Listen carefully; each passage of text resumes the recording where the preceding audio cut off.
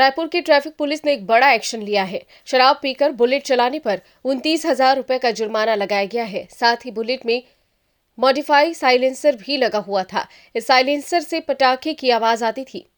मामला तेलीबांधा इलाके का है, जहां महावीर नगर में चेकिंग की जा रही थी। इस दौरान अमलीडीह के अजित महानंद को पुलिस ने साइलेंसर की आवाज के कारण रोका।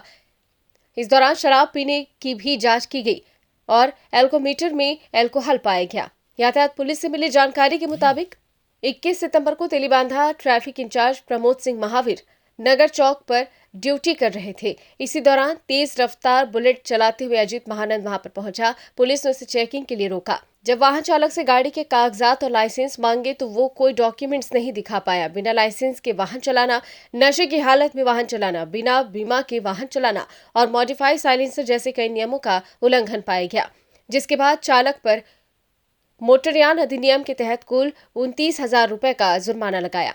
वाहन चालक पर मोटर व्हीकल एक्ट समेत दूसरी धाराओं के तहत 17,000 रुपए का जुर्माना किया। इसके अलावा बुलेट के मालिक कुबेर महानंद पर बिना लाइसेंस होल्डर को गाड़ी देने, बगैर बीमा और मॉडिफाई साइलेंसर लगाने को लेकर 12,000 रुपए का जुर्माना लगाया है।